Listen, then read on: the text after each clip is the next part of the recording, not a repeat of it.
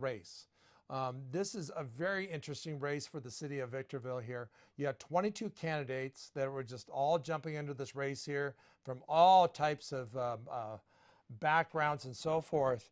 And I just want to tell you where we are today with this, because I think this is one of the ones that people are not quite understanding here. Right now today we have Liz Becerra. She's number one. Blanca Gomez was number one in the beginning, and now the two have flipped. I think that it's pretty easy it's pretty solid to say, first of all, Elizabeth Becerra will be number one out of this, so she'll take a seat. I'm fairly sure that Blanca Gomez will probably get her seat today. I can't see anything that's going to get in the way of that right now at this time. Now, the one that's interesting is we have Leslie Irving is now, remember there's 3 seats available for Victorville. She's the one that's right now sitting in the possibility of taking the 3rd seat, but that isn't what's trending. What is trending here is we have Ryan McEachran is catching up with her each day. Over the last 4 days, we've seen a trend where the gap between the two of them, Leslie Irving and Ryan, are just getting smaller and smaller and smaller. Now we're down to the point here today that between the two of them, it's just a handful of votes. I'm going to predict that probably over the next, between Thursday's reporting and Friday's reporting, high probability that Ryan will slip into that 3rd seat there, and he could actually stick it out. So what we'll have in Victorville is a little bit different than what we have today. We'll have Becerra in number 1 seat. We'll have Blanca Gomez in number 2 and Ryan in number 3.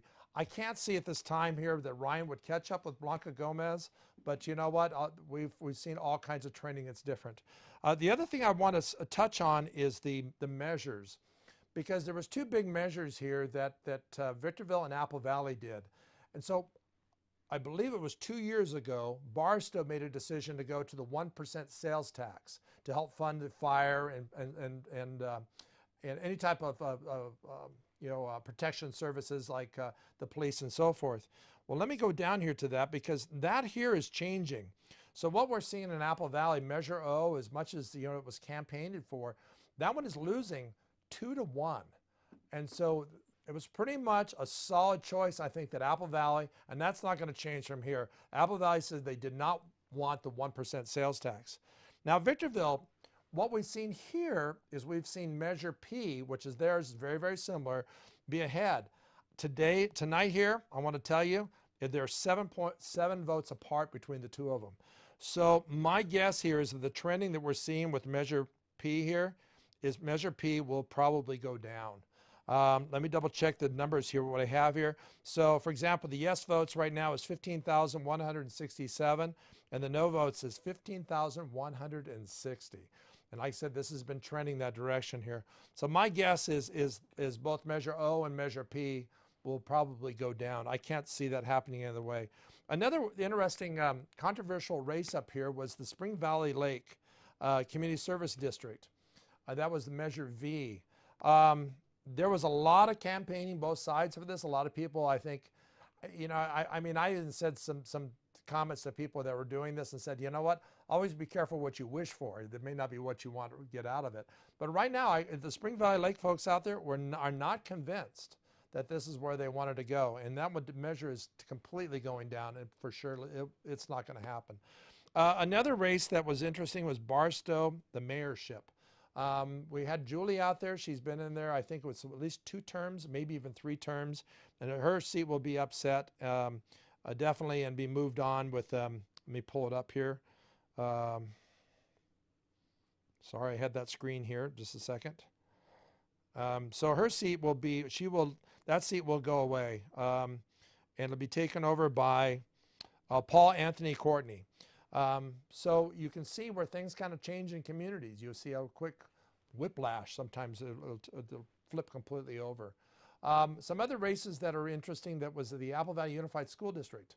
One of the seats out there was Donna Davis, has been sitting in that seat for many, many, many years.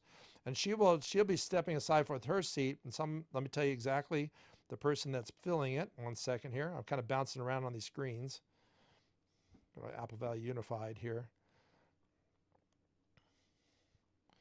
So we've had Donna Davis has been in that seat for many years, and so who she had running against her, and I want to make sure I have her name correct because she did correct me on one of the nights it's Adeline Blassingame. I hope I pronounced that correctly. So right now at this point here, Adeline has 23.45, and Dennis Henderson is at 22.94. This one has not been really trending really a lot. It's been kind of bouncing back and forth between the two of them. So I thought this was going to take a few days to figure out if it's going to be Dennis Henderson. Now, Dennis Henderson has been sitting on the college board, I believe, going all the way back to 2001. Now, Adeline, this is new for her. She's been a teacher, so we'll see where that actually sits. But it's definitely that Donna Davis will be stepping away from that seat here at this time here. Other seats that are out there that we might cover here is in the future here, maybe on Thursday, to talk a little bit more about are some of the other community service districts, and also some of the other outlined seats that are out there. But for tonight, I just want to kind of keep it simple, just kind of bring you up to speed here. If you have any questions, send an email, send it to socialmedia@cso.com, and we'll try to get those questions answered for you.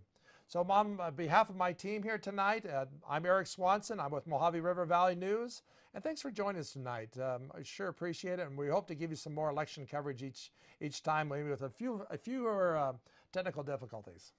Good night.